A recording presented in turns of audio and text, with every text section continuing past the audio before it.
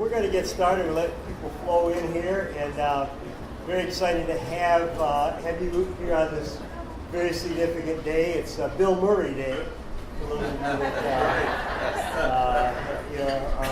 Bill Murray fans. Any Bill Murray fans out there? Rick, what's your favorite movie? Is it? Yeah. All these SNL sketches are awesome. SNL. No, SNL. All the SNL sketches are awesome. I kind of go for Caddyshack. I think it's Caddyshack. So anyway, it's Groundhog Day, and we're certainly going to have a great spring coming up, so I don't think anybody needs to worry. But I'm delighted to have everybody. How many new people to LeadersConnect? Oh, that's great. Lots of new folks. So you can all get oriented. But the way we do this is we'll start out with a few introductions and announcements, and then we're going to go into the program. And really excited to have my friend Ida with us this morning. We're going to go. She'll take us from about 7:35 to about 8:15. Then she's going to do some exercises with us. Promise to have you out by 9. I've got a hard stop at 9 because I'm supposed to be meeting with some physicians at the hospital for an executive coaching session at 9:30. So I'll be heading out real quick. And let me explain a little bit about LeadersConnect and also who I am. First of all, who I am. I'm Rob Pasick, and I am a psychologist by training. I've actually been a psychologist for 42 years, officially. So, but actually, it's a little bit longer than that because I grew up in one of those families that needed a psychologist. And so, as my language developed, I was brokering arguments between my mother and grandmother, and that seemed to last for several years. So if you think about the psychologists are really the people that need psychologists, you're correct. But they have a lot of practice. They all started as child psychologists. So I did this. I got my PhD from Harvard in '75. Came back to Michigan to do actually to have a kid. We had our first baby, and my wife went back to graduate school here, and we've been here ever since. So since about 1975. For many years, I was a person who helped develop an approach called family therapy. Have you ever been in family therapy? People, okay. Family therapy is the idea that instead of treating the individual for a problem, you treat the family system. And so I worked on that for many years, which then led me to working with a lot of the fathers, a lot of the men who were tended to be pretty good at work, but were not involved enough or were involved in kind of a negative way in the home. So for the 90s, I did a lot of men's groups. I still do them actually. And I worked with men. I wrote 3 books about men. And that in turn led me to men asking me and women to come into the workplace to help with systems problems there. Because just like families, a lot of the work environment, the problems are systems problems. They're not just individuals, which is what most people focus on, but they are problems with the way the system is organized. So I like doing that. In about 2000, I started doing executive coaching full-time, moved away from my family therapy practice, my psychology practice. I started writing about work systems and particularly about leadership. So now I consider myself a leadership coach. There's a number of people out there. If you've worked with me, please raise your hand in terms of people who have worked with me either individually or in group formats where I run small groups where I bring executives together and we kind of do peer supervision for one another. I work with a lot of physicians at the university. I work with a lot of startup CEOs, particularly in the knowledge-based economy. So people like Neil Clinthorne, who's a scientist, physicist by background, but then is entrepreneur running a company. And that's the type of individual I like to help people who are really smart at their world, but are trying to then move into a new world of leading. And that's where I work with doctors who are running divisions or people like that. So there's a few other coaches in the room, but this is what we do, right, Fritz? Yes, Fritz Seifert is another coach that I work with a lot. So that's what I do. I've been running these LeadersConnect events for over 20 years now. We started in my office. Then we moved to Zingerman's Deli when we worked upstairs. We worked at the IT Zone for many years, and we've been here almost a decade now at the Roadhouse. And we've been having outstanding speakers like Ida, people who are brilliant, writing new books, doing new things, young folks. We've also got people who've been around for a while. We do panels. Just a couple of things that are coming up. Next month, we're going to have Dr. Mark Schlissel, who is the CEO and president of the University of Michigan. And I've been working for a couple of years to get him. He doesn't get out into the community very much. So when you get your invitation, be sure to sign up fast, because I'm sure that's going to fill up probably in the first day. Usually we have 2 or 3 days till things fill up to get to 100, which is great. So that's coming up, and then in April, I'm going to do an event where I'm going to bring together a group of people who have all suffered from cancer, and we're going to talk about the journey through cancer, but also the journey past cancer, and looking at what it takes for people to get back on their feet, how their life is divided sort of into two, where it's before cancer and then after cancer, and what that's like, the negatives, but also some of the things that maybe people have learned from that make their life better. So we've got a really interesting program. In March, I think it's in May, we're going to do another kind of topical program. Is Rob McCurdy here? Where's Rob? Yeah, Rob McCurdy is, actually, let's give Rob a hand. He's now Chief of Staff of St. Joe's Hospital, correct?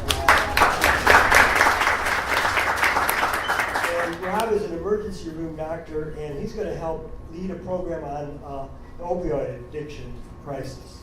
So he's been very involved in treating that, and also now in trying to do prevention. So we're going to bring up some experts and try to educate you from a point of view of leaders in the workplace. What do you need to know about the opioid crisis? What can you do about it? We're going to have a pretty interesting program on that. And then in June, we have the Dean Drew from University of Michigan Law School.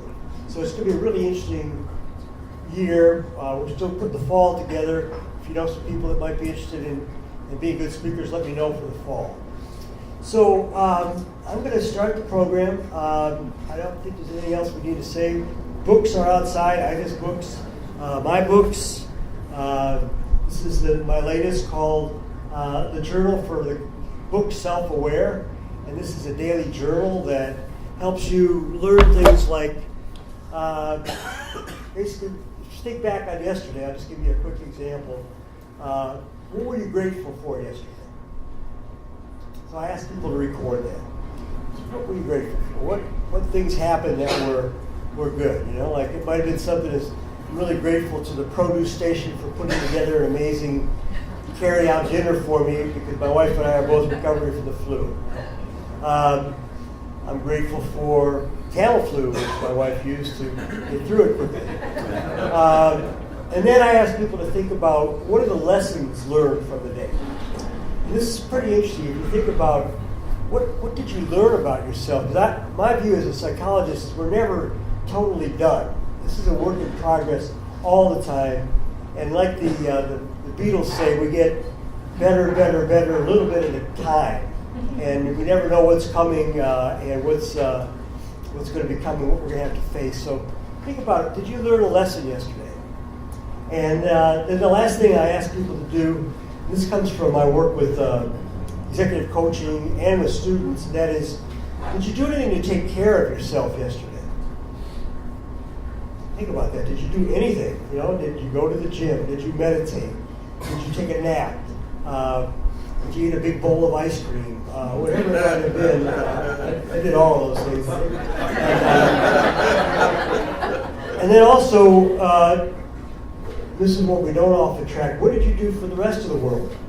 Did you do something for somebody else yesterday? Did you help somebody in some way? Did you call your children? Did you teach somebody a lesson? You know, for example, yesterday my son bought an apartment in Queens, New York. So we called and celebrated his success with that. And then what did you do to improve the world? Was there anything that you did yesterday that made it a better place to live? And these are the kind of themes that Ida and I have been talking about. She's also written a journal about getting better day by day, and she's going to talk about that today. So I'm just going to sit down here and introduce Ida. I think we first met here, actually. We did. You came here Yep. and had moved recently to Ann Arbor, Yep. right? And from a place downstate, I forget what it's called. The one place, Columbus, Ohio. Columbus, Ohio. Okay, we're very accepting here, all types, except on one day of the year. That's the only day that's not good to wear red. So Ida and I just really enjoyed each other, and I learned from Ida about her journey, and that she was here doing a lot of, I guess you'd call it in the marketing world, but particularly discovery about products, helping people through focus groups understand products, and she's developed a very innovative way of doing focus groups. And we actually talked about doing some focus groups about LeadersConnect maybe, and learning a little bit more about what works here for you and what doesn't. And then she started telling me about her journey, which I won't get into too much detail, but she had been one of these hotshot MBA students who went and got a job with the company she desired to work with, Procter Gamble, which is I teach at the Ross School. That's a big win if you get to be with Procter Gamble.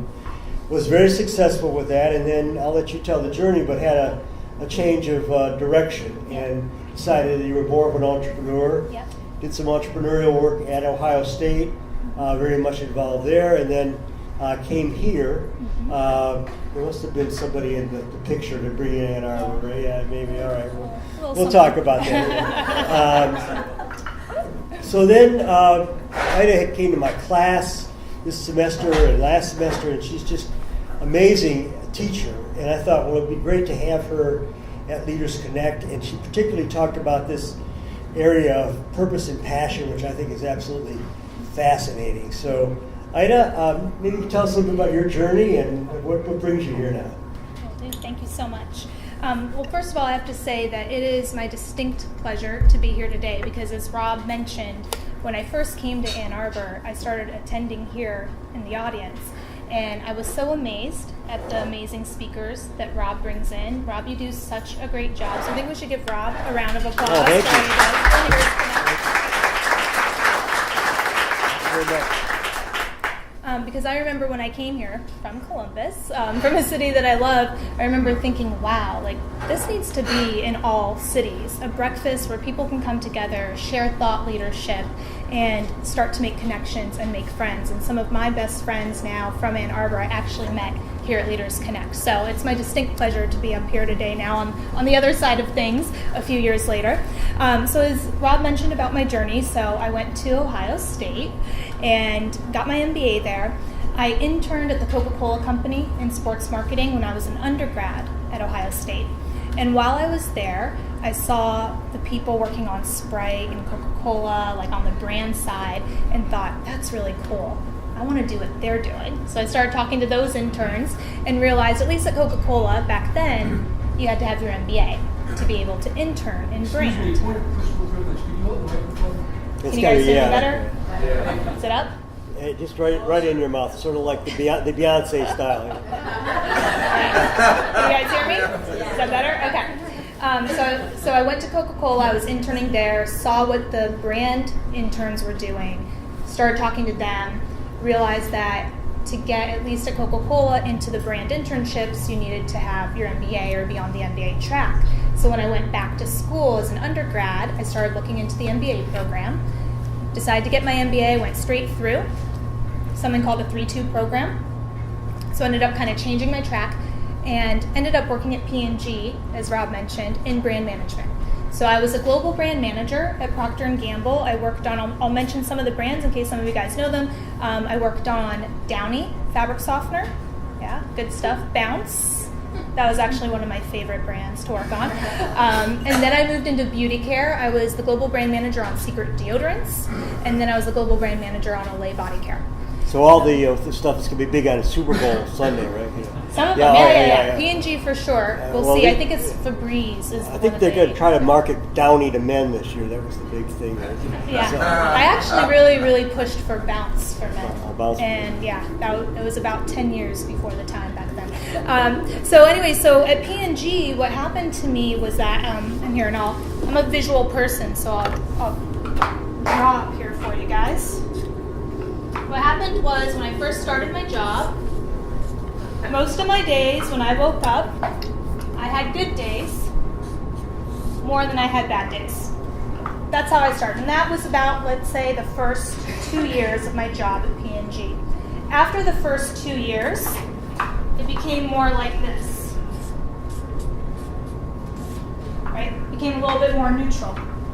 Some of my days were good, some of my days were bad. And then as I started getting into my 5th year,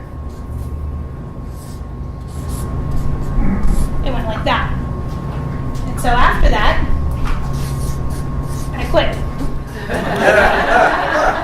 Right? So it's a pretty simplistic thing when you start thinking about things. If you start thinking about your life and your job in this way, about having more good days than bad days, right? If you're up here, you're doing pretty good because you're not going to be happy every single day, right? Life's not perfect, but if you have more good days than bad days, you're winning, right? If you get to this point, that's the time that you need to start thinking about a change, and that's what happened to me. So when I got into my 5th year, I started having more bad days than good days. I realized that I was out of balance and something was wrong, and so I started thinking about, oh my gosh, what am I going to do next? Because I thought I loved brand, right? I'd even gotten my MBA because I thought I was so sure that brand was the right track for me, and P&G is this great company for brand. So what the heck am I going to do if I'm not doing this, right? And can you all hear okay in the back? Is it still I coming? need to keep doing this. Yeah. Kind of Just raise your hand, Kelly, if you can. So, all right, I'll try to be more consistent. It's not a great mark. And so I started thinking about what I was going to do. And I decided that I needed to take time off. I needed to take time away from what I call the external noise, from what other people wanted for me. And so I ended up going on vacation. I was really lucky. Is anybody a soccer fan? Anybody follow soccer? Yeah. So this was back in 2010, and I had won tickets to the World Cup in the lottery system. So I knew that I was going to the World Cup in Africa. I had this big vacation planned, and that was all before I started being unhappy with work. And so I knew that I had this vacation, and I decided, as then I started becoming unhappy with work, I'm going to extend my vacation, take all my vacation time that I had possible, which at the time was 3 weeks. I'm going to use this time to think. And I told my manager before I left, I'm unhappy, I'm thinking about leaving, and had that conversation with her. And she said, take your time, do what you need to do. And so while I was gone in Africa, as soon as I got there, about 2 days into it, I knew in my gut and in my heart what the answer was, because I felt this again, right? More good days than bad days. And of course it's easier to feel that way on vacation, but the main thing was that I felt like Ida again, right? I felt like me. I felt more like I could be the person that I felt I was meant to be versus trying to be the person that the corporate mold wanted to put me into. And so I still, though, was very, very nervous about this idea of quitting. I wasn't quite there yet. And so my friends and I were in Zambia and Zimbabwe. Have you guys heard of Victoria Falls? Right? So it's like Victoria Falls is right in between those two countries. And so we were there seeing one of these great wonders of the world. And we're walking across the bridge and we see a sign that says bungee jumping. And I've never, ever wanted to bungee jump before. Right? But I thought at that moment, because of everything that I was going through, that it seemed like the right thing. And I was with some friends on the trip. And I was with 2 guys and 1 girlfriend. And the guys were like, I'm doing it. And they signed up and they did the bungee jump. And me and my girlfriend, we were a little nervous about it. We actually signed up together. This is a part of the story not a lot of people know. We signed up to do it together in something called a tandem bungee jump. Because for some reason in our heads, we thought it was better to jump together at the same time. And then she ended up, when we went up there to sign up, she ended up saying, no, I can't do this. And then, so I said, well, I'm not doing it without you. Because in my head, right, I had totally prepared myself for doing it with my best friend. So the guys did it. So actually, I didn't jump on the first day. I totally planned to do it, and then she went back on it, and I was like, I'm not doing it by myself. But they jumped. And then I had this remorse that night about not doing it, because I told myself, hey, Ida, if you're going to quit your job, you need to be able to take a leap of faith. You need to show yourself that you can take risks, because as we get older, we actually move from something called promotion motivation to prevention motivation. Any idea what that might mean? Thoughts? Promotion to prevention? Yeah. Trying to get the good versus avoiding the bad. Yep, exactly. Trying to get the good versus avoiding the bad. So this is actually a motivational theory in lifespan development. So it is natural for all of us as we get older to move from wanting to gain things to wanting to prevent the loss of things. And I realized that was starting to happen to me, right? So it was happening with work. Before I left, I was thinking about, well, the golden handcuffs. I don't want to lose this income.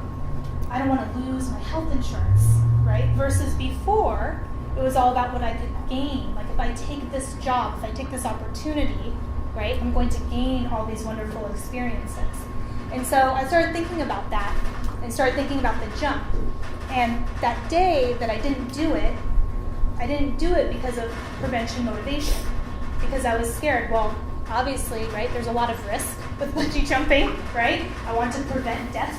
I want to prevent an injury, right? But then I started thinking about what I could gain, that I could gain confidence, that I could potentially gain this idea of taking a leap of faith, right, to get me to the next step. And so I went back the next day, and I did the bungee jump. And usually I'll show a video of the bungee jump, but we don't have like the projectors and everything in here in this room. But I'll show you guys a picture. I printed a few copies. I'll just pass them around so you guys can see. So you guys can just kind of see how tall it was. It's the largest waterfall in the world. Not the tallest bungee jump, but one of the highest bungee jumps in the world. So you can see my face beforehand and how scared I was. You can see me afterwards doing a tree pose, and you see me dangling in one of the pictures from the rope down at the bottom.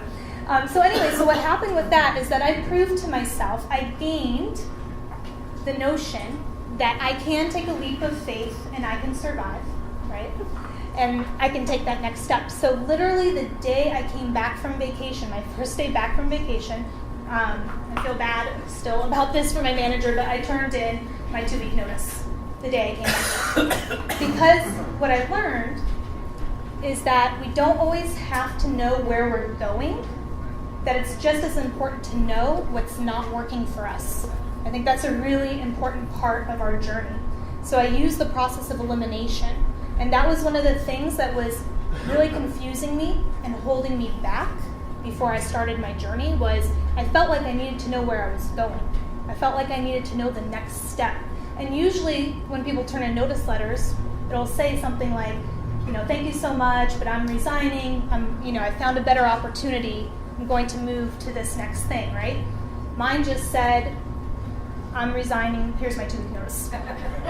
Because I didn't know what I was going to do next, But I had learned that the process of elimination was really important. I had learned that I didn't want to feel like this anymore, and that was enough to be able to move on, right? To start looking for what that next thing would be.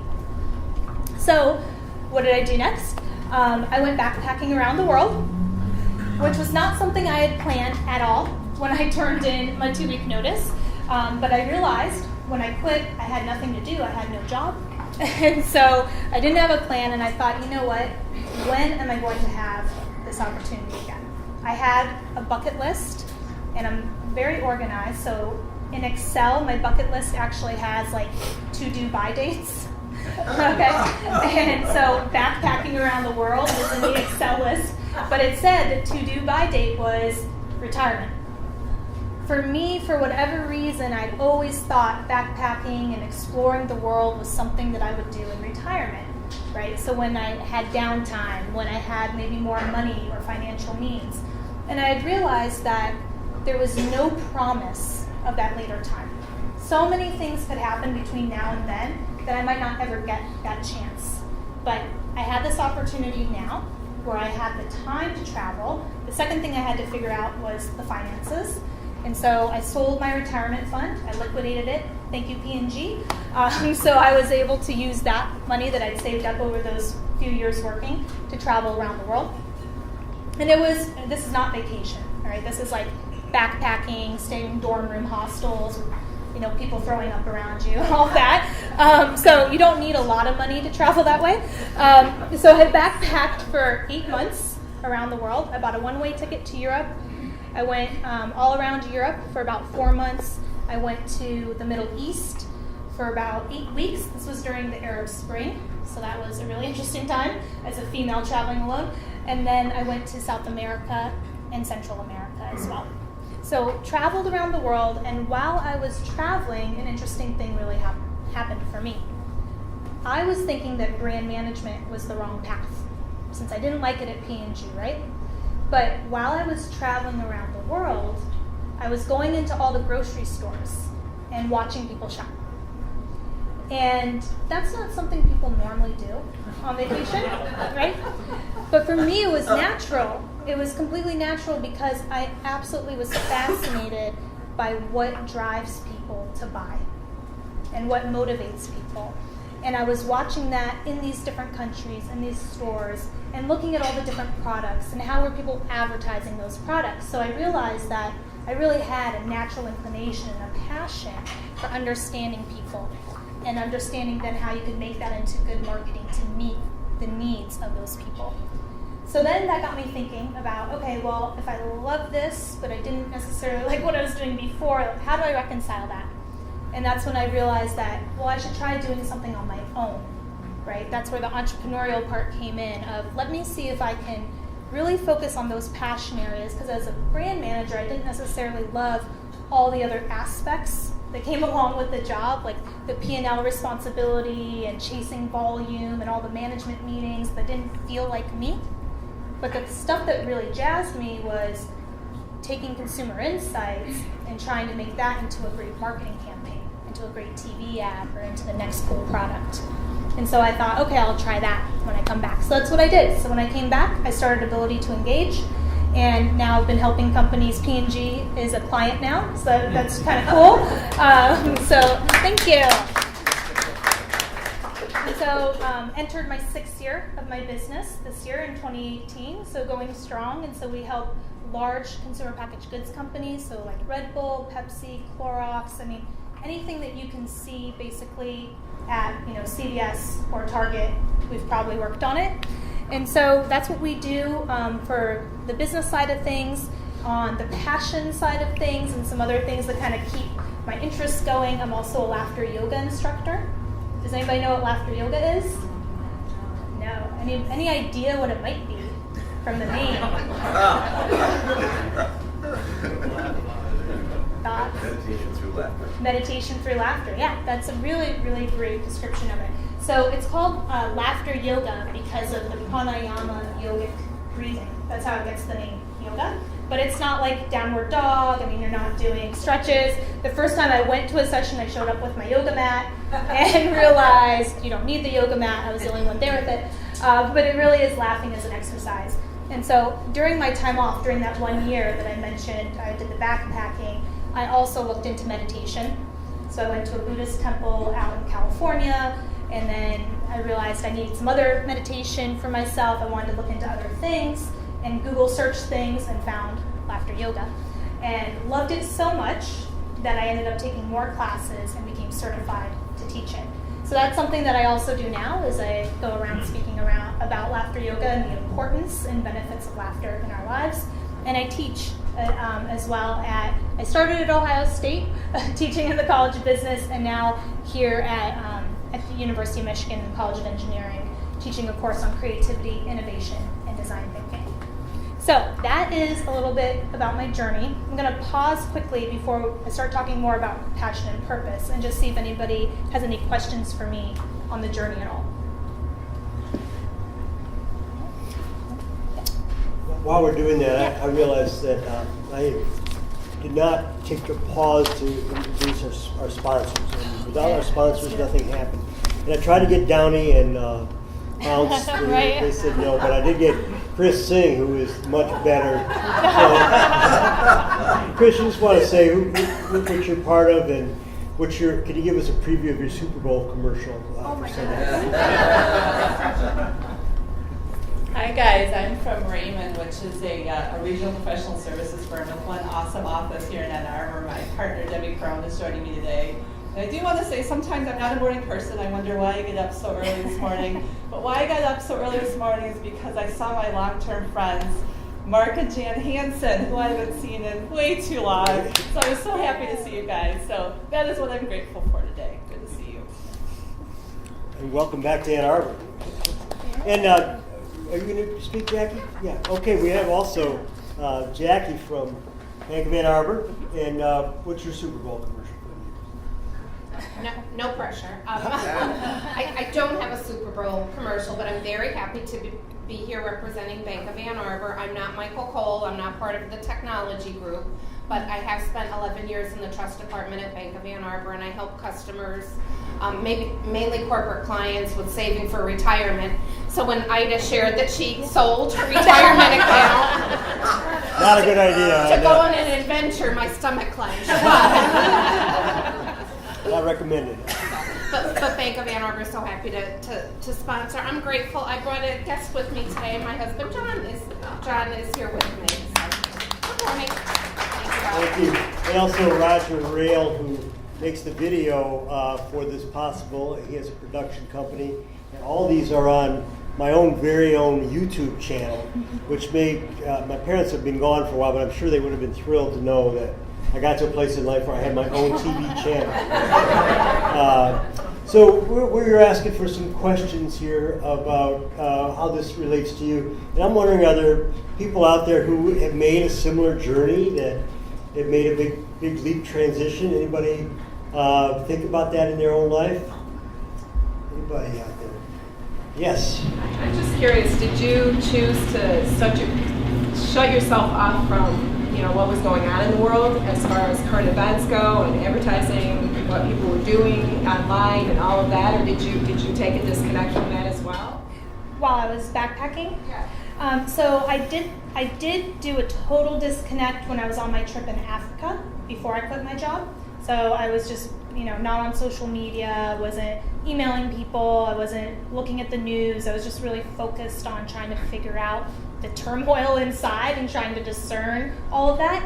But when I was backpacking, no, I was actually pretty connected on social media and the news. And the reason for that for me personally was just because I was traveling alone.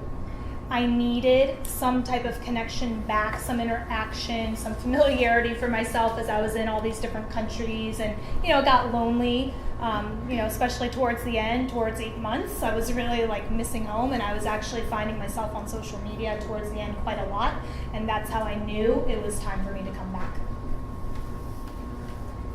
I was just going to ask, throughout this journey, there must have been some times where either your funds got tight or things got stressed out, or kind of I'm not really sure I don't really have a plan if this keeps on going in this direction. But when you got challenged, how did you either keep moving forward, or what types of thought processes did you have? Yeah. So Corey's question, in case you guys couldn't hear in the back, was around challenges that I might have faced through my backpacking, especially with funding and how I faced some of those challenges. So I'm pretty transparent about how I did my journey, because I get the question a lot about how the heck can you travel for that long. So my funding for myself, my budget was $3,000 a month. So I had about $24,000 to backpack around the world, and the way I budgeted it before I left was I said, okay, if I can spend about $100 a day, right, then I can make it through the month. But I always had this backup plan of if something comes up and I need to leave early and I have to blow through some more of that money if I need to, then I'll come back earlier. So I didn't know, Corey, when I started, if I would actually make it through 8 months. It really kind of started more with a goal, but let's be flexible, right? Let's see what happens. And so I planned it out. I had the outcome, but I always knew that something might change and I might have to come back early. So I actually ended up getting pretty lucky in that it worked out, and I was able to see many of the places that I wanted to. The budget worked out, but I had to be really careful about how I planned. So I was eating like ramen noodles, making my own food and stuff like that, but it worked out. Any other questions? Yeah. Yeah, thank you. Very inspirational and enjoyable stories of things. But in follow-up to the last question, did you have, during those 8 months, did you have doubts about your decisions, and how did you sort of work through those and keep on the path that you chose? Yeah, no, I absolutely had doubts. I think I wouldn't be human if I didn't have doubts. The main thing that I think helped me continue to work through things is really focusing on this idea of exploration. That's one of the things we'll talk about today from my learning. I'll start telling you guys some of the key tenets that I kind of distilled down to from my journey. But really cultivating a mind and this discovery type of mentality is critical, I think, to being able to overcome challenges and to try to work out for yourself what you might want to do next if you're contemplating those types of things.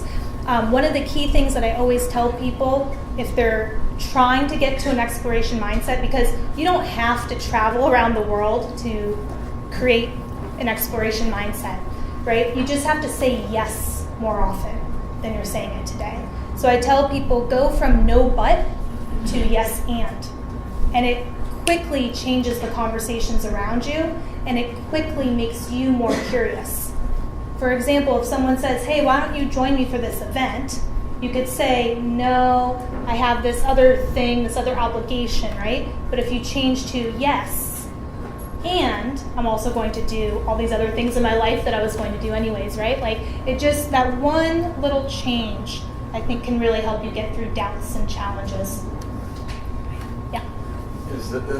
On a personal note, P&G and Coca-Cola are the pinnacle of brand management. I mean, you achieved at an early age the pinnacle of what society would say is the maximum you can achieve in a brand manager role. Mm-hmm. How much of that allows you to do what you do today? In other words, you've already achieved a pinnacle and you realize that isn't what you wanted. Yeah. So now you can go back and think about, what society isn't pushing you toward anymore. Yeah. How much of the psychology is that, and how much of that should we think about in terms of what we've achieved, what we should be achieving versus, what's still out there? Yeah. So great question. In case you couldn't hear it in the back, the question was, if you've been at maybe the pinnacle of your career, what society thinks is the best for you within that career, what are some of the things that maybe you think through with that, and can you repeat the second part of it? It allows you to do, now you've been at that level, you realize you don't want to do that, so yep. Is that now permitting you to do what you want to do? Yep. Or is that something we have to have in our own mind also when we're looking at your role model? Yeah, and does that allow you then to do what you're doing now? So two parts to that. So the first thing is, absolutely, Procter Gamble has completely helped me with having my own job and being an entrepreneur today, because it's like, in a lot of ways where you go to school, right? The network that you have and the background that you have stands for something, and people recognize big brands, big names, etc. So I'm very grateful to P&G, but not only for that, but because it really truly was amazing training grounds. I always say that at P&G, in 3 months, I learned more than 2 years in an MBA program. I mean, it was really hands-on. They throw you into things, and you have to learn quick. So I'm very grateful for that experience. And I do not think I'd be able to do what I did today if it wasn't for that experience, because I truly learned how to build a brand there. But in regard to this idea of, what society might think about something, that's something that I think we all have to really proactively work on not caring about. So one of the key things that I talk about with passion and purpose as a way to move yourself forward is to be your own best friend. And what that means is focusing on you and what's important to you versus what's important to everybody else. Because if you can make yourself happy, that's the first thing that you need before you can make anybody else happy, right? Like, you truly have to love yourself and you have to be happy before you can make anybody else around you happy. And so that is a very difficult thing for us to do, to not care about what society says, right? And to kind of push all of that aside. And it's something we have to very proactively work on ourselves, I think, to say, wait, why am I going to place somebody else's ideas above my own? Why would I place someone else's want for my happiness above my own, right? That doesn't make sense when we start thinking about it, but it's what we do every day. So we really have to try to be our own best friend. Matt? Yeah. It's interesting, you and I both teach at U of M, and it's interesting to me to see these young people who are shaped really early that they should go to P&G or Kinsey or whatever, and how the system actually supports that, because the system, like the engineering school or the business school, is rated by how many students go to P&G, and the more money they make, the more money they send back to the business school. So I've worked with a lot of students who at 18 or 19 are accepted into the business school, and then they come into senior year and they think, I'm not into it. I didn't like my internship. They already knew. And I'm thinking of a young man who I worked with last semester, whose parents were both in business, and he thought that's what he wanted to do. But he loved talking to people, and everybody came to him to solve problems, and he said, I really enjoy this. I wish I had chosen psychology. And he's 21, it's like already too late in his mind. Going to psychology. Because he had a great offer. He was going to go to work for $100,000 a year somewhere. And so he worked this through, and then I was really gratified last week to get a letter of recommendation request from Fuller Theological Psychology School in California, and he's made the shift, and he's going to go into psychology. So That's amazing. I think that's, that we're tracking these kids really early. That's so productive for people, and this is the idea. This is what success means. Yep. Yeah, absolutely. No, you're absolutely right. I wish that I had gone backpacking earlier in life, right? So, I still went pretty early, way earlier than I thought, which was retirement. But I wish I had taken time off between MBA school and working. I might have figured out more about who I was and what I wanted in my life if I had just done that sooner. And so, yeah, absolutely. I think it's really important for us to have this message track of the importance of taking time to figure out what you want versus what other people want. Okay, so I want to get into a little bit of a mini workshop. So I'll tell you guys about some of the key tenets that I learned through my process, and I have a worksheet that I'll pass out so we can start to work on figuring out your own passion and purpose today as well. Okay, so today, all right, so 3 main things that I hope we'll get out of today.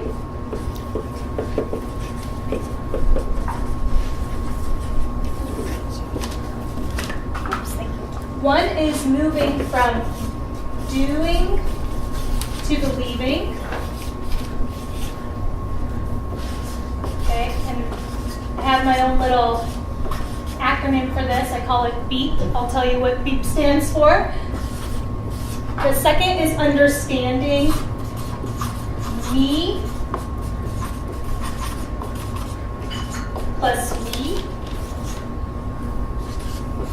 And the third thing is working through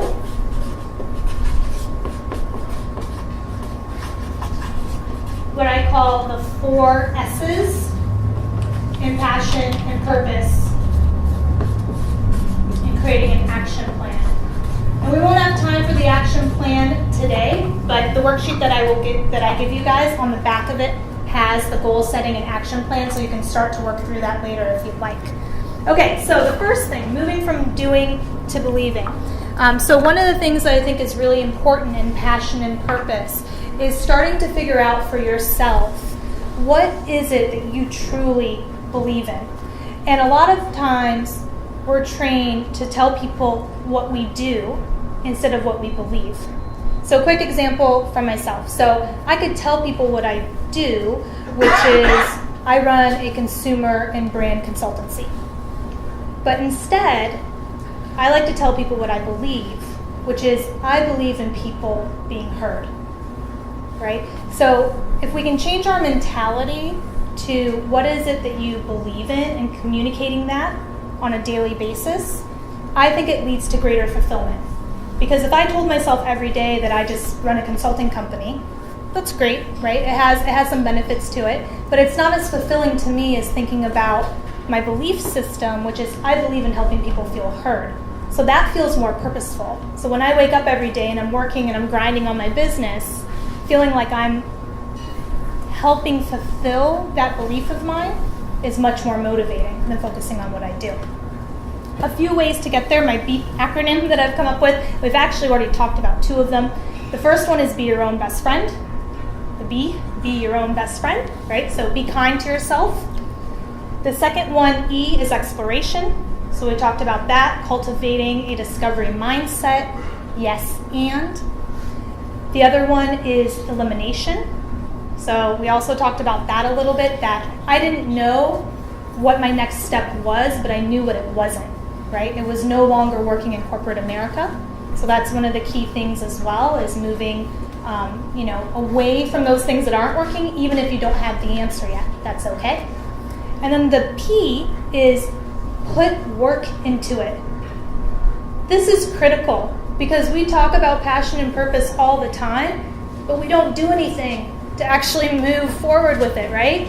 So some people think that like you're all of a sudden supposed to have this like bolt of lightning and all of a sudden you understand your purpose. It's not going to just materialize all of a sudden. It's something you have to work on. It's something that you have to think about. You have to put that work in. There's a great quote, and it's actually, I'm going to paraphrase here, but the full thing is on the worksheet from George Bernard Shaw that talks about our circumstances. And a lot of times if we don't have the right circumstances, right, the idea is that we think we can't be successful if we don't have the right circumstances. But the people who are truly successful are the people who make their own circumstances, right? So that's the key, it's putting the work into it. Okay, so understanding me and we. I'd like to ask you guys, what do you think, what is your definition of passion? And how do you maybe discern that from purpose? Or is there a difference? Yeah? Oh, it makes you feel good.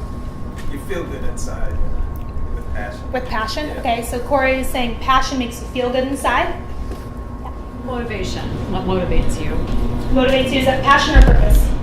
I think, I guess I'm thinking passion. Passion, okay. I mean, both, certainly, but. Yeah, yeah. Trina? A lot of energy around passion. Energy? Energizes me. Yep. Yeah, but passion makes you feel alive, and then purpose drives you, right? Yep. So passion being alive, purpose driving. Yeah. So purpose is where I'm going. Yeah. Passion is the energy to get there. Okay. Yeah. Great definition. So this is something for me that really confused me when I was first trying to figure out my own feelings, right? Is for some reason in my head, I thought that passion and purpose needed to be the same thing. I don't know why I thought that, but I think it was because I always heard people talking about passion and purpose, like it was one and the same. And I realized that I can actually be passionate about a lot of things, but those don't necessarily fill a higher purpose for me, right? So for example, I love music.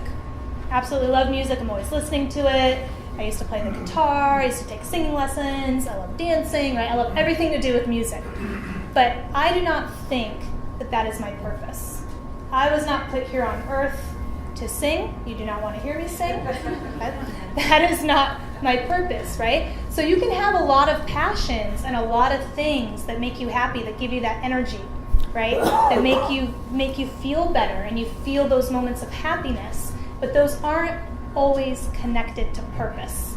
And trying to find that intersection of the two is something that I think many of us struggle with our whole lives, and many of us are looking for our whole lives. So I think it's really important to have that distinction. And that's why I say me versus we.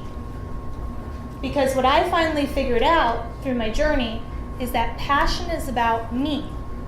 It's about I, the things that I like to do. Purpose is about we, right? It's about you and others, right? What is your impact on the world? Why do you exist? What is that higher thing, right, that you feel connected to? And so thinking about it, I think in that way, what is the me versus the we can help you start to figure out passion and purpose. And so finally, and this is the worksheet that I'll hand out, I have distilled down passion and purpose, and this is a very simplistic model, it's my own model, into something I call the 4 S's. And I'll draw that up here quickly. I'll try to make it as big as I can, but it's also on the worksheet. Let's use a new sheet for that. Just take it off. Okay. I'm going to be the Vanna White here. We'll do a new sheet. I was very My fortunate. beautiful She has a Vanna. cardiologist who is tearing her paper for us. With precision. That's what we learned. All right. Okay, so passion and purpose. Okay, so if you map out passion on a scale of 0 to 10, where 10 is high passion, and purpose on the other axes. Okay? So again, this is just my own kind of model that I've come up with over time. But if you just ask yourself something that you're passionate about, where does it fall on a scale of 0 to 10?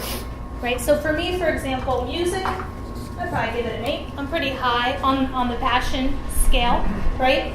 But purpose, it's really low, right? I don't feel purposeful with music. And so if you start looking at things and just ask yourself for everything that you're thinking about with a passion and say, okay, where does it fall on the scale of 0 to 10? And then you also ask yourself questions about purpose and ask yourself, where does that fall on a scale of 0 to 10? You can start to map out where that intersection is. And so I call my 4 S's is the struggle zone, the survival zone, the success zone, and the significance zone. Okay? So what does that mean? Well, if you are not that passionate about it and you don't feel purposeful about it, don't do it, right? That's an unhappy place to be. And that is where I was when I quit my job. I didn't feel passionate anymore, and I didn't feel purposeful. You do not want to be in the struggle zone. The survival zone, I say, is actually good for short term, right? But you lack fulfillment.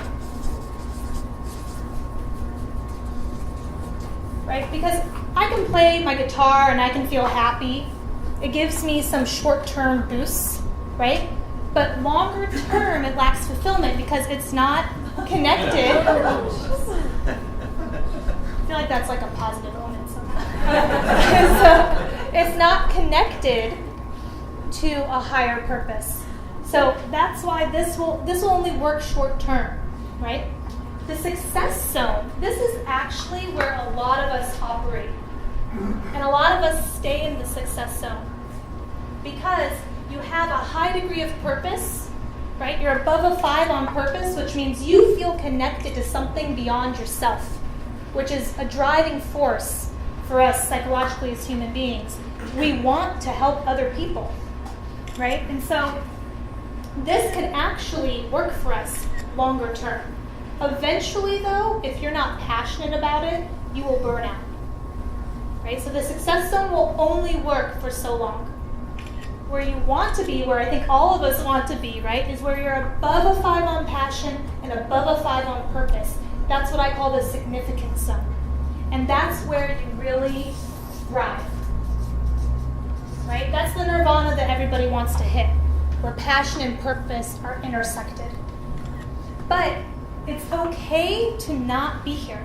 I think we also have to be kind to ourselves. Remember being your own best friend. And recognize that we are going to go in and out of zones throughout life. Because like I said, when I started at P&G, I loved it. I had more happy days than bad days, right? I wasn't in the struggle zone, but that changed over time because we evolve over time, right? We have experiences as human beings that shape us, and we discover as we move along our own paths. And with that comes new passions. With that comes elimination of other things that we might have liked in the past.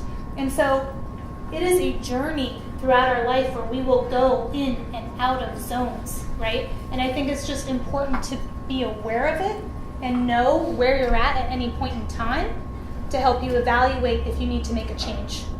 and how do you get on that next path. And so I'd like to put some of this into action and do a little bit of worksheeting together, kind of working through some of your thoughts around passion and purpose. One of the things that we'll do first is I have some cards I'll pass out. Any volunteers who will read out a card? I have 10 cards.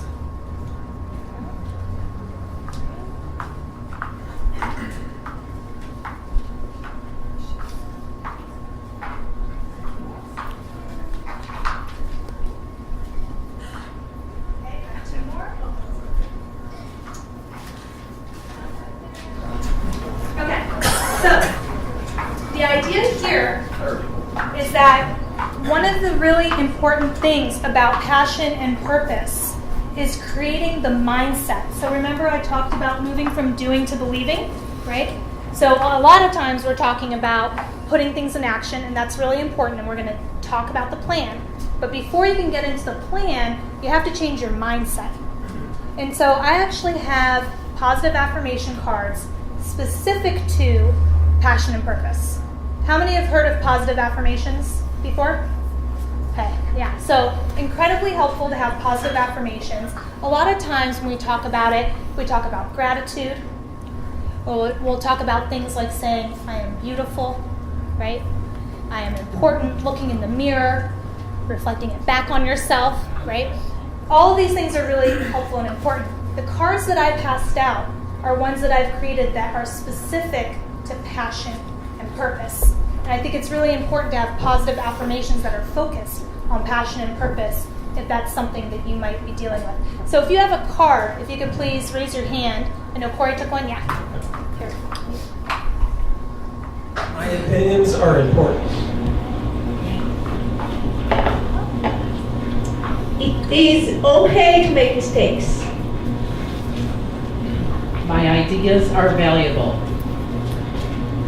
I have inner strength.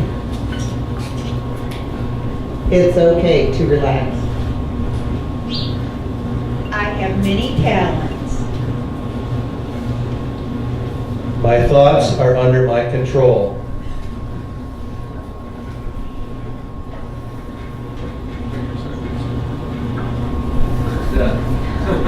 My dreams matter. I am the architect of my life. I am surrounded by people who care.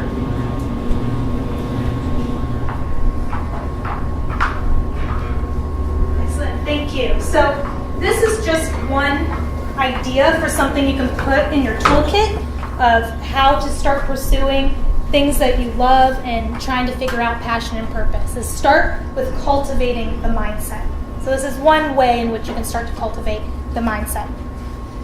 Another thing that you can do is something that I call life mapping. And so I'm going to share with you guys my own map that I did. Now this is not my passion and purpose map. I have that actually up in my house, so I brought a different one. So this one I have on the back here too. I'm not joking that this is from October 2009.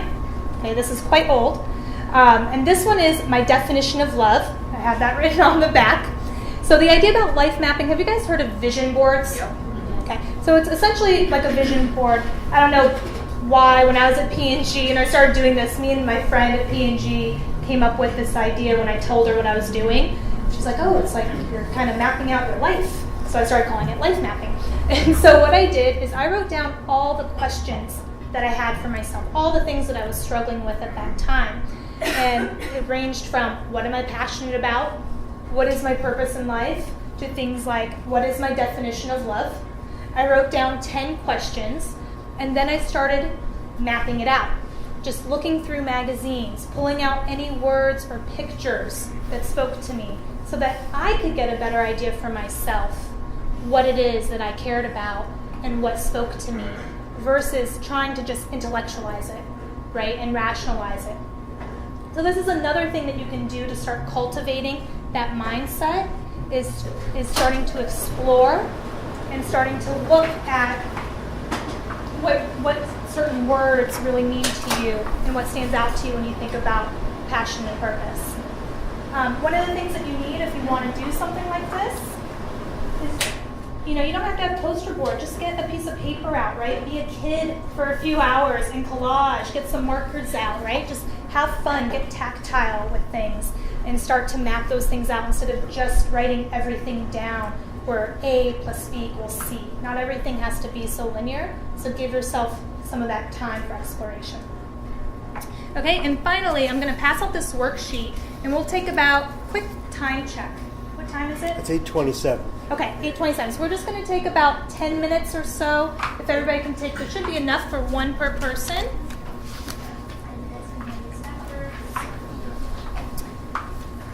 So this is a passion and purpose worksheet that I've put together. We're not going to do, as I mentioned, the back side is about the action plan. That's for later if you want it. We're not going to work through that today, but if you can just take the next 7 or 8 minutes to work on the first part, the part that says passion, understanding, and purpose clarity. So it's just an individual exercise for yourself, and then we will share out.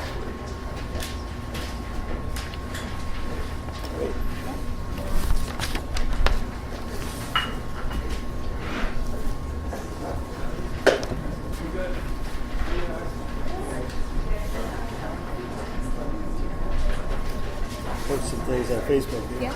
Oh, you are? In real time? That's awesome. Can you say what we're doing again? So you're... Why don't you interview me or one other person just how to do this, and then you can... Yeah, sure. Okay, so what you want to do is fill out the side that says passion and purpose. Are there extra... So this side, the one that says passion, understanding, and purpose clarity. So there are blanks here in these 2 boxes. That's what you want to fill out. So for example, I like to feel blank because blank, right? So you fill it out for yourself. And then under the purpose part, if I only had 3 months left to live, I would do blank because blank, right? So you want to fill in the blanks on this first side of the worksheet.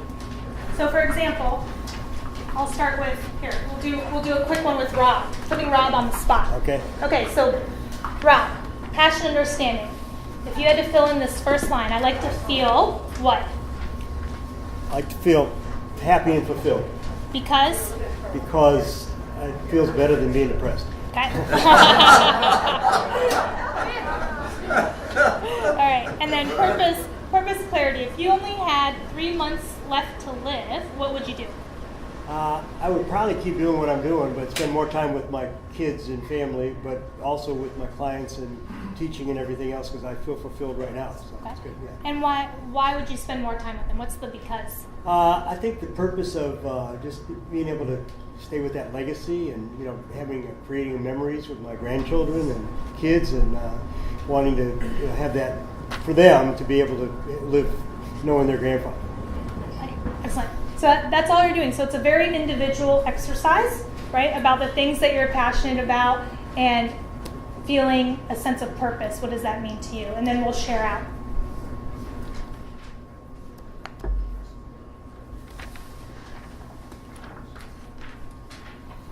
Let's go good. Let's go very good.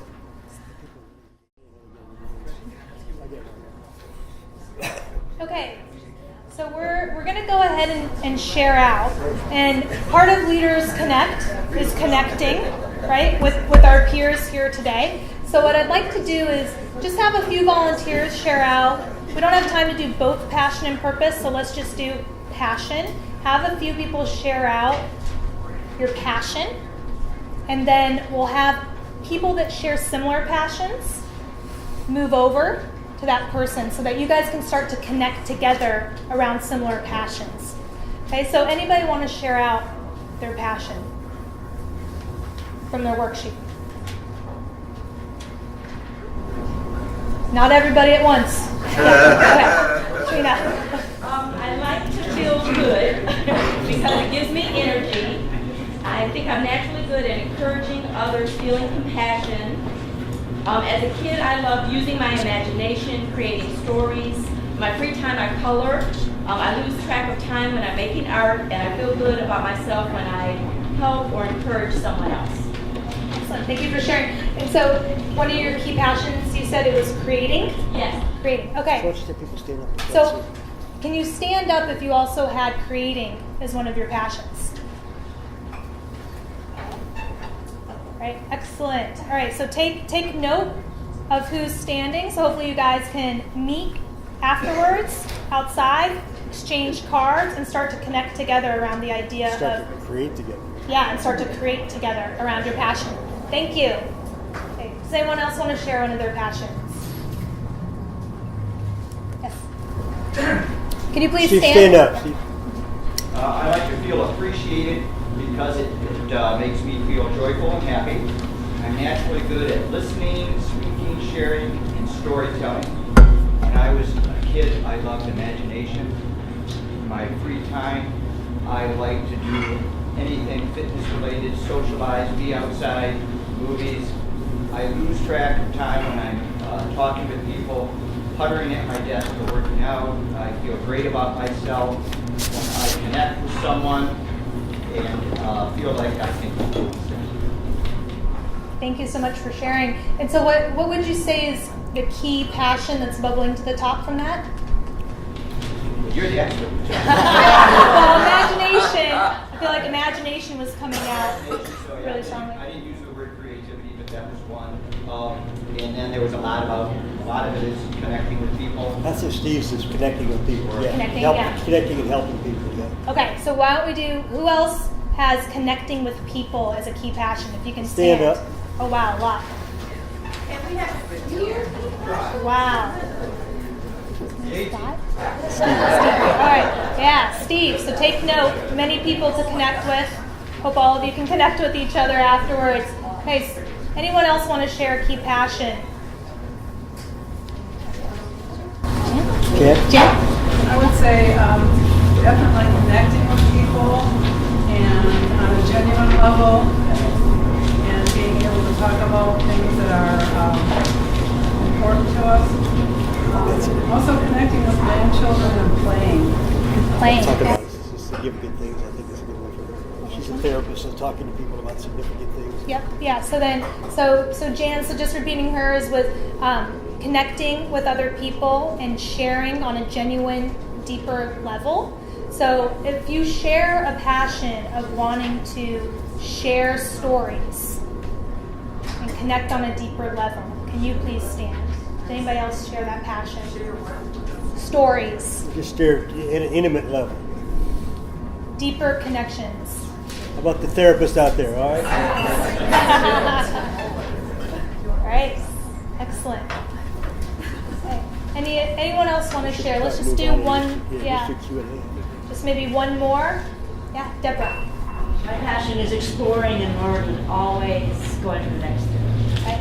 Who else shares exploring and learning as a passion? Please stand. Stand. Getting your exercise. Wow, another big group for this one. Excellent. Thank you guys so much for sharing.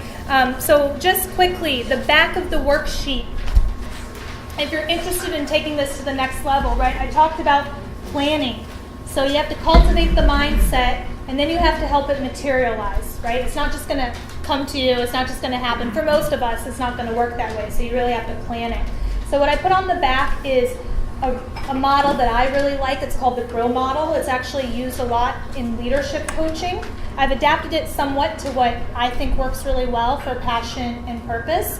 So the idea is that you would take the key passion and purpose intersection that you're coming up with, right? So what you do from the front side of the worksheet is you take the ideas that you had about passion, you take the ideas you had about purpose, and you start mapping them on that graph that's in the middle of the page to see, do you have anything that intersects?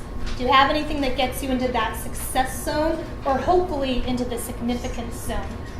And you will usually end up with one or two things, right? Because it's hard to get things that intersect. And you take then that one thing, you do this goal sheet for each thing, right? And then you run it through the GROW model. GROW stands for goals, reality, options, and the way forward. So the goal is going to be that one thing that is intersected, the passion and purpose intersection. So for example, for me, what I would put through my GROW model is connecting with others and helping them feel heard. So my passion is connecting, and helping them feel heard is my purpose. right? So that's the intersection. And then I would run it through that grow model, right? So understanding the context and the reality of things, asking myself about other options, how would other people think about this, a little bit of brainstorming around it, and then the way forward, that gets you into very specific action items. So on here I say come up with the next 3 steps that you will do, and importantly, by when. Because it doesn't help us to just say, oh, I want to do this without a timeline, right? So you need to have the when on there as well. So that's how you can use the action plan moving forward. Okay, so that's all I have. I'll open it up now to Q&A. I think we have a few more minutes if you have any questions for me. Let me ask you a couple questions. Yeah. Just as people are thinking about this. I've used this in my coaching model, and I find that people have been in one area, but then one thing lags or the other. So, they might be a great scientist and their passion is science and endeavor, or maybe that's, but the purpose of the organization that they're working in, maybe they're developing something that they're not interested in, or, they're working on a product that is negative to them. Yeah. So that staying in that zone is complicated. Yeah. So could you comment on that? Yeah. So staying in one zone, so as we mentioned, all of life is going to be a journey where you might go back and forth between some of these zones. And I think what's really important is the self-awareness of where you're at that point in time, and your own desire to move out of that zone. Because, like I said, if you're in the success zone, you can stay there for quite a bit of time because you feel a connection to something bigger than yourself. At some point, you will burn out, but that burnout point's different for all of us, right? When we get fed up or when we have more of those negative days and the positive days is going to be a different point for all of us. So really my advice on that is really just about self-awareness. Is just really knowing where you're at there and starting to track it, right? And even starting to write down when you come home, was today a good day or a bad day? Because a lot of times in our minds, as human beings, we like to be positive. It's a very good thing, right? We really do focus and remember the good things more than the bad. And so we might not really have a good, accurate idea of how many bad days we have. So that's one thing that you can do is that self-awareness of just saying, was today a good day or a bad day? Starting to track that. If you're starting to feel the burnout, right? Or if you're starting to feel unhappy, I think just starting to be aware and journal where you're at with things. That way you know that you need to try to move yourself across the zones. So what I would like you to do as a gift back to Ida, and she's, by the way, going to sign her book, her journal, which is a beautiful journal from some of her photos on her journey across the world. I'd like you to think about, we talked at the beginning about what did you learn from this? That you spent just 90 minutes now here, and if it's worth your time having to spend it, you're going to take something away. And there's going to be some lesson that hopefully will have stayed with you. And I know there's many that have been touched on. So I'd like you to just think about what's something you've learned, and not only you learned, but you want to try out in the next days ahead. Probably should be today or tomorrow because you'll forget it after that. So write down one takeaway and then share it with your neighbor. And then we're going to share it with Ida, okay? So what's one, you 3 guys can talk about it. Just as an example, Corey, what did you learn today? Just not being, you don't have to be afraid if you don't know the next steps or what. All right, you don't have to be afraid if you don't know where you're going next. Yeah. Okay, great. Let's, we've got John and 2 guys back there with broken legs. They should have been a little bit more. Watch that black ice. That's Jackie, what did you learn today? What's your takeaway? I appreciated that Ida shared that throughout your life you move through these different cycles and you don't kind of have to be stressed out where you are, that sometimes you're in success and you're working towards significance. I liked kind of that. What's your action step going to be? To think about success versus the significant. For me personally, I kind of feel like that's something to think about at this point. So those are examples, great examples. So each of you think about that and then share it with your neighbor, and we'll then share some of these with you. Yeah, Okay? that's great. Thank you.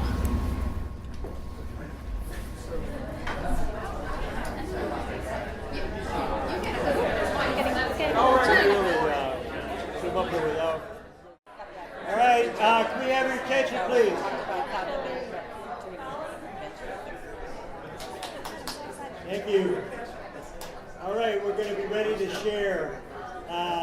Anybody born on Groundhog Day? Anybody born on Groundhog Day? Anybody born in the month of February? Neil? All right, you get to share first, Neil. You get to share first. What's the question? Sure. Oh, about what we did? What did you learn today? What did I learn? Well, I like the 4-quadrant chart. I've kind of operated in a success zone, and I need to push it more over the significance.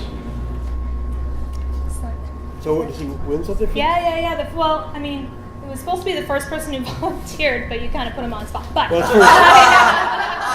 it's a birthday present. But hey, yeah, here's an early birthday present. So I have what I call Passion and Purpose Kit to start doing life mapping. So there's poster board in there, tape, sticker words, and all that kind of stuff. So you can start creating passion and purpose life mapping words. All right.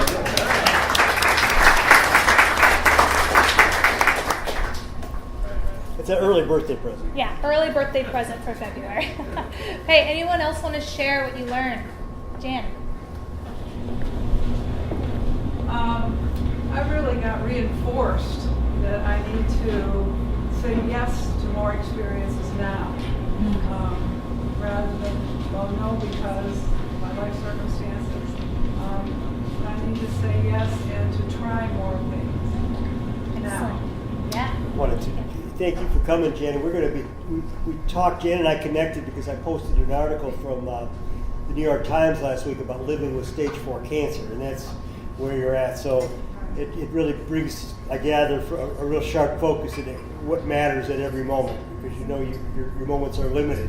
We all know that, we just don't know that limited, so thank you. Good luck with your recovery, too. Thank you for being here today. Thank you. Thank you for sharing your story, your journey. Thank you. Thank you, my pleasure.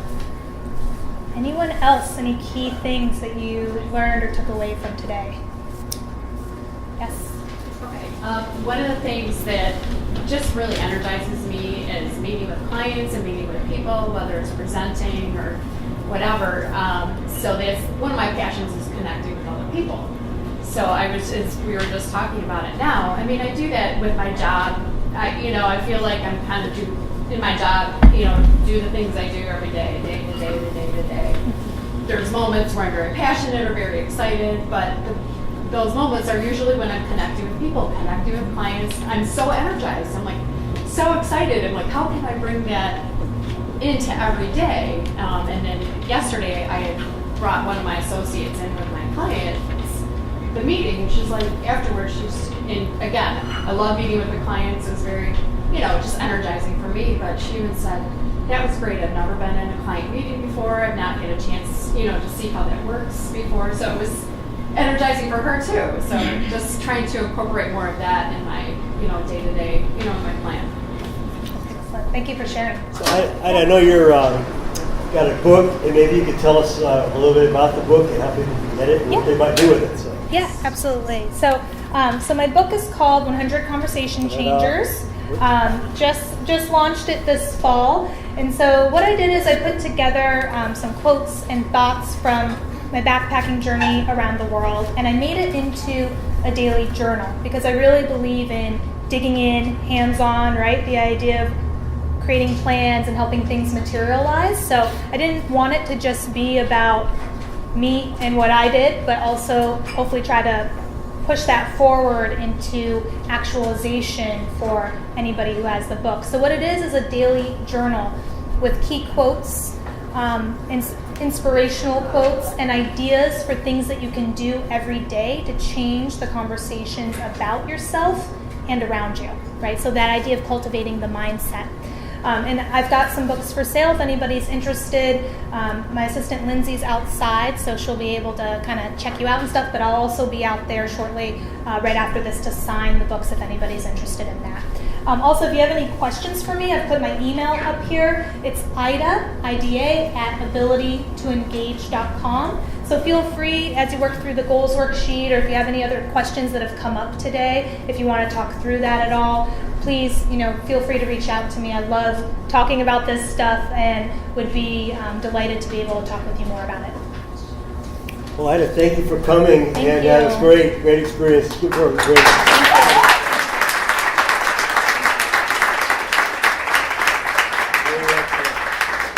I look forward to great things from you in the future. Thank you.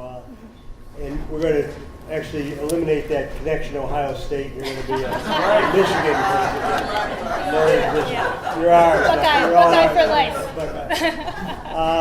So we'll see you all in about a month back here with Dr. Mark Schlissel. If you want to share Facebook posts, Twitter posts about this, please do. See you there.